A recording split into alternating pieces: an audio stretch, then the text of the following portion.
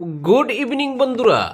আজ হলো 22 মে শুক্রবার। আজকের সন্ধ্যার সমগ্র বরাক উপত্যকা তথা আসামের গুরুত্বপূর্ণ বিশেষ বিশেষ খবর হলো: করিমগঞ্জ সিভিল হাসপাতালে কেমোথেরাপি ইউনিট চালু, ক্যান্সার চিকিৎসা পরিষেবা আরও শক্তিশালী করা এবং রোগীদের চিকিৎসা গ্রহণ সহজতর করার লক্ষ্যে করিমগঞ্জ সিভিল হাসপাতালে কেমোথেরাপি ইউনিট চালু হয়েছে, যা আসাম ক্যান্সার কেয়ার ফাউন্ডেশন এবং টাটা ক্যান্সার হাসপাতাল, শিলচর মেডিকেল কলেজ ও হাসপাতালের সহায়তা ও কারিগরি নির্দেশনায় কার্যকর হয়েছে। নবগঠিত কেমোথেরাপি ইউনিটে 4টি শয্যা রয়েছে, যেখানে কেমোথেরাপি পরিষেবা প্রদান করা হবে। এই চিকিৎসা সম্পূর্ণ বিনামূল্যে প্রদান করা হচ্ছে, যা রোগী ও তাদের পরিবারের আর্থিক বোঝা কমাতে এবং দূরবর্তী স্থানে বারবার চিকিৎসার জন্য যাতায়াতের প্রয়োজনীয়তা হ্রাস করতে সহায়ক হবে। চিকিৎসা প্রোটোকল অনুযায়ী প্রথম কেমোথেরাপি চক্র টাটা ক্যান্সার হাসপাতাল, শিলচর মেডিকেল কলেজ ও হাসপাতালে বিশেষজ্ঞ চিকিৎসকদের তত্ত্বাবধানে প্রদান করা হবে।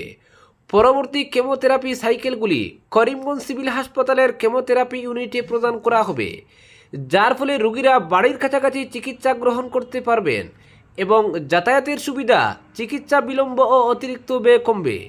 এই কেমোথেরাপি ইউনিটে প্রশিক্ষিত প্যারামেডিক্যাল কর্মী নিয়োজিত রয়েছেন, যারা নিরাপদভাবে কেমোথেরাপি প্রদান, রোগী পর্যবেক্ষণ এবং নির্ধারিত চিকিৎসা প্রোটোকল অনুসরণ নিশ্চিত করবেন।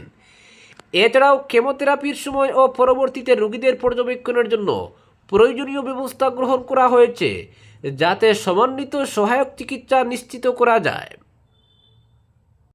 পরবর্তী খবর: দেশের সেরা জেলা প্রশাসকদের তালিকায় কাছাড়ের সন্তান বিক্রম সহ 4 ডিসি।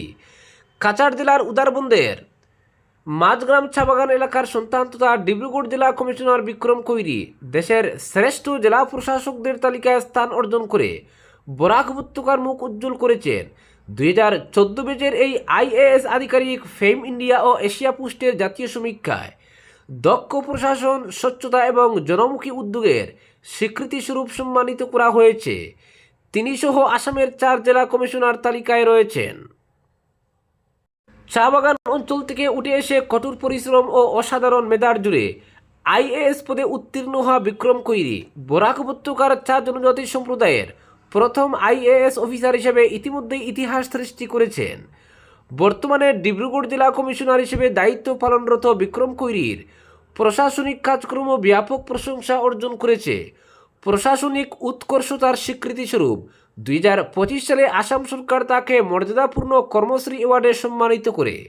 তার এই সাফল্যে গর্বিত কাছাড় জেলা ও বরাক উপত্যকার মানুষ। উল্লেখ্য, আসামের মোট 4 জেলা কমিশনার সহ সারা দেশে 800 জন এই তালিকায় স্থান পেয়েছেন।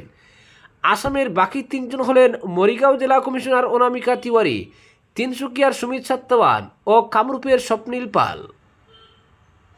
অপরদিকে শ্রীভূমিতে মোবাইল মেডিকেল ইউনিটের পোর্টেবল এক্স-রে ক্যাম্পের মাধ্যমে শ্রীভূমিতে যক্ষ্মা স্ক্রিনিং জোরদার। শ্রীভূমি জেলায় যক্ষ্মা নির্মূলকরণে আরও কার্যকর পদক্ষেপ গ্রহণের লক্ষ্যে জেলা স্বাস্থ্য সমিতি ও এনএইচএমের উদ্যোগে জেলার বিভিন্ন এলাকায় মোবাইল মেডিকেল ইউনিটের সহায়তায় পোর্টেবল এক্স-রে স্ক্রিনিং ক্যাম্প পরিচালনার মাধ্যমে সক্রিয় যক্ষ্মা শনাক্তকরণ কার্যক্রম আরও জোরদার করা হয়েছে। এই কর্মসূচির মূল উদ্দেশ্য হল যক্ষ্মা রোগের দ্রুত শনাক্তকরণ এবং সময়মতো চিকিৎসা নিশ্চিত করা। বিশেষ করে দুর্গম ও ঝুঁকিপূর্ণ জনগোষ্ঠীর মধ্যে পোর্টেবল এক্স-রে ব্যবস্থার মাধ্যমে তৃণমূল পর্যায়ে বুকের এক্স-রে পরীক্ষা করা সম্ভব হয়। ফলে স্বাস্থ্যসেবার নাগাল সীমিত এবং জনগোষ্ঠীর মধ্যেও দ্রুত রোগ নির্ণয় সহজ হচ্ছে। জেলার বিভিন্ন স্থানে প্রশিক্ষিত স্বাস্থ্যকর্মী এবং মোবাইল মেডিকেল ইউনিট দলের সহায়তায় এই ক্যাম্পগুলি আয়োজন করা হচ্ছে। যক্ষ্মার উপসর্গ রয়েছে এমন ব্যক্তি, উচ্চ ঝুঁকিপূর্ণ জনগোষ্ঠী এবং অন্যান্য সাধারণ মানুষদের স্ক্রিনিং করা হচ্ছে এবং প্রয়োজনে পরবর্তী পরীক্ষা ও চিকিৎসার সঙ্গে সংযুক্ত করা হচ্ছে। শ্রীভূমি জেলা যক্ষ্মা আধিকারিক ডক্টর রুশন আরা বেগম জানান, তৃণমূল পর্যায়ে পোর্টেবল বুকের এক্স-রে স্ক্রিনিংয়ের নতুন পদ্ধতি সম্ভাব্য যক্ষ্মা রোগীদের দ্রুত শনাক্ত করতে বিশেষ সুবিধা দিচ্ছে, বিশেষ করে যেসব এলাকার মানুষ সহজে স্বাস্থ্যসেবা পান না। ডক্টর বেগম আরও বলেন, যক্ষ্মা সংক্রমণের শৃঙ্খল ভাঙতে এবং যক্ষ্মা নির্মূলের লক্ষ্য অর্জনে দ্রুত রোগ নির্ণয় ও সময়মতো চিকিৎসা অত্যন্ত গুরুত্বপূর্ণ। তিনি প্রধানমন্ত্রী টিবি মুক্ত ভারত অভিযানের অধীনে পরিচালিত নিক্ষয় মিত্র উদ্যোগের গুরুত্ব তুলে ধরেন। এই উদ্যোগের মাধ্যমে ব্যক্তি, সংস্থা, প্রতিষ্ঠান এবং সামাজিক সংগঠনগুলি স্বেচ্ছায় যক্ষ্মা রোগীদের পুষ্টি সহায়তা, রোগ নির্ণয় সংক্রান্ত সহায়তা এবং জীবিকা সম্পর্কিত সহায়তা প্রদান করতে পারেন। নিক্ষয় মিত্রের মাধ্যমে সমাজের অংশগ্রহণ, যক্ষ্মা রোগীদের চিকিৎসা চালিয়ে যাওয়া, পুষ্টি নিশ্চিত করা এবং সামগ্রিক সুস্থতা বৃদ্ধিতে গুরুত্বপূর্ণ ভূমিকা পালন করে। এই জোরদার স্ক্রিনিং কার্যক্রম যক্ষ্মা নির্মূলের জাতীয় লক্ষ্যের সঙ্গে সামঞ্জস্যপূর্ণ, যেখানে দ্রুত রোগ নির্ণয়, সময়মতো চিকিৎসা, জনসচেতনতা বৃদ্ধি এবং সামাজিক সহায়তার উপর গুরুত্ব দেওয়া হচ্ছে। পরবর্তী খবর, কাছাড়ের নিকাশি ব্যবস্থা দখলমুক্ত করতে কড়া নির্দেশ জেলা প্রশাসনের। আসন্ন বর্ষা মরশুমকে সামনে রেখে বন্যা ও জলাবদ্ধতা পরিস্থিতি মোকাবিলায় গুরুত্বপূর্ণ পদক্ষেপ গ্রহণ করেছে কাছাড় জেলা প্রশাসন। জেলার বিভিন্ন প্রান্তে প্রাকৃতিক জল নিকাশি ব্যবস্থায় বাধা সৃষ্টি করা, অবৈধ নির্মাণ ও দখলদারির বিরুদ্ধে কঠোর ব্যবস্থা গ্রহণের নির্দেশ জারি করা হয়েছে। জেলার একাধিক এলাকা প্রতি বর্ষায় অতিবৃষ্টির ফলে বন্যা ও জলাবদ্ধতার সমস্যায় ভোগান্তির শিকার হয়। বিশেষ করে নিকাশি নালা, খাল ও প্রাকৃতিক জলপথে বাধা সৃষ্টি হওয়ার কারণে পরিস্থিতি আরও জটিল হয়ে ওঠে। জেলা প্রশাসনের পর্যবেক্ষণে দেখা গেছে, নালা, খাল, প্রাকৃতিক জলপথ ও অন্যান্য জল নিকাশি ব্যবস্থার উপর গড়ে ওঠা অবৈধ নির্মাণ ও দখলদারি জনসাধারণের নিরাপত্তার জন্য মারাত্মক হুমকি সৃষ্টি করছে এবং বর্ষাকালে জলমগ্নতা, সরকারি ও বেসরকারি সম্পত্তির ক্ষয়ক্ষতি ও প্রাণহানির আশঙ্কা বাড়িয়ে তুলছে। এই প্রেক্ষাপটে জেলা আয়ুক্ত তথা জেলা দুর্যোগ ব্যবস্থাপনা কর্তৃপক্ষ, কাছাড়ের চেয়ারপারসন আয়ুষ গর্গ দুর্যোগ ব্যবস্থাপনা আইন 2005-এর সংশ্লিষ্ট দ্বারা, বিশেষত ধারা 30 ও 34-এর আওতায় একটি নির্দেশ জারি করেছেন। নির্দেশ অনুযায়ী জেলার সমস্ত সার্কেল অফিসার, ব্লক উন্নয়ন আধিকারিক এবং পুর বোর্ডগুলির এক্সিকিউটিভ অফিসারদের নিজ নিজ এলাকায় অবিলম্বে প্রয়োজনীয় ব্যবস্থা গ্রহণের ক্ষমতা প্রদান করা হয়েছে। নির্দেশে বলা হয়েছে, সংশ্লিষ্ট আধিকারিকদের নিজ নিজ এলাকার নিকাশি নালা, খাল ও প্রাকৃতিক জলপথে জল প্রবাহে বাধা সৃষ্টি করা সমস্ত অবৈধ নির্মাণ, দখলদারি ও প্রতিবন্ধকতা চিহ্নিত করতে হবে এবং সংশ্লিষ্ট বিভাগ ও সংস্থার সহযোগিতায় আইন অনুযায়ী সেগুলি অপসারণ বা ভাঙ্গার ব্যবস্থা নিতে হবে। পাশাপাশি বন্যাজনিত দুর্যোগ এড়াতে এবং জনজীবন ও সম্পত্তির সুরক্ষা নিশ্চিত করতে দ্রুততার সঙ্গে পদক্ষেপ গ্রহণের উপরও জোর দেওয়া হয়েছে। জেলা প্রশাসনের তরফে আরও নির্দেশ দেওয়া হয়েছে, গৃহীত পদক্ষেপের যথাযথ নথিভুক্তিকরণ করতে হবে, যার মধ্যে ছবি ও বিস্তারিত প্রতিবেদন অন্তর্ভুক্ত থাকবে এবং সময়ে সময়ে তার কমপ্লায়েন্স রিপোর্ট জেলা প্রশাসনের কাছে জমা দিতে হবে।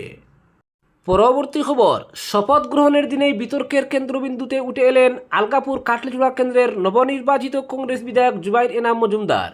জাতীয় সড়ক অবরোধ কর্মসূচিতে অংশগ্রহণ ও নেতৃত্ব দেওয়ার অভিযোগে তার বিরুদ্ধে হাইলাকান্দি জেলার 5 গ্রাম থানায় মামলা রুজু করেছে পুলিশ।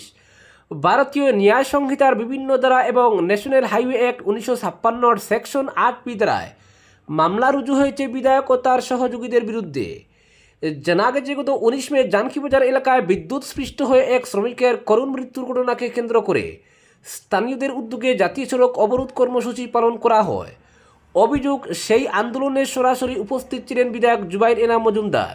পাশাপাশি আলগাপুর কাঞ্চনপুর জেলা পরিষদ সদস্য আফতাব উদ্দিন লস্কর সহ আরও কয়েকজন আন্দোলনে সক্রিয় ভূমিকা নেন। আন্দোলনের সময় সড়কের উপর বসে নেতৃত্ব দিতে দেখা যায় তাদের, এমন অভিযোগও উঠেছে।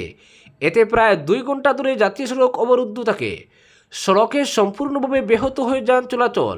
রাস্তার 2 পাশে আটকে পড়ে দূরপাল্লার ট্রাক, যাত্রীবাহী গাড়ি ও জরুরি পরিষেবার যানবাহন। চরম ভোগান্তির শিকার হন সাধারণ মানুষ। এই ঘটনাকে কেন্দ্র করে 5 গ্রাম থানায় মামলা দায়ের করা হয়েছে। পুলিশ সূত্রে দাবি, জাতীয় সড়কে অবরোধ সৃষ্টি, সাধারণ মানুষের চলাচলে বাধা এবং আইন শৃঙ্খলা পরিস্থিতির অবনতি ঘটানোর অভিযোগের ভিত্তিতে এই পদক্ষেপ করা হয়েছে। পুলিশ সূত্রে আরও জানা গেছে, ঘটনার তদন্তে আন্দোলনের সঙ্গে জড়িত একাধিক ব্যক্তিকে জিজ্ঞাসাবাদের জন্য তলব করা হয়েছে। ইতিমধ্যে কয়েকজনের নামে নোটিশও জারি হয়েছে। সেই তালিকায় রয়েছেন বিধায়ক জুবাইর এনাম মজুমদার ও জেলা পরিষদ সদস্য আফতাব উদ্দিন লস্কর। এই ঘটনায় 5 গ্রাম থানায় কয়েকজনের বক্তব্য রেকর্ড করা হতে পারে বলেও ইঙ্গিত মিলেছে। ঘটনার পর থেকেই রাজনৈতিক মহলে শুরু হয়েছে তুমুল বিতর্ক। বিরোধীদের একাংশের প্রশ্ন, একজন জনপ্রতিনিধি ও আইনসভার সদস্য হয়ে কীভাবে জাতীয় সড়ক অবরোধের মতো কর্মসূচিতে সরাসরি অংশ নিতে পারেন একজন বিধায়ক? যদিও কংগ্রেস সমর্থকদের দাবি, সাধারণ মানুষের ন্যায্য দাবির পাশে দাঁড়াতেই আন্দোলনে যোগ দিয়েছিলেন বিধায়ক ও অন্য জনপ্রতিনিধিরা। তবে পুরো ঘটনায় এখন পর্যন্ত বিধায়ক জুবাইর ইনাম মজুমদারের পক্ষ থেকে আনুষ্ঠানিক কোনো প্রতিক্রিয়া পাওয়া যায়নি। পুলিশ জানিয়েছে, তদন্তের অগ্রগতির ভিত্তিতেই পরবর্তী আইনি পদক্ষেপ করা হবে। আজকের বিশেষ সংবাদ এখানেই সমাপ্ত।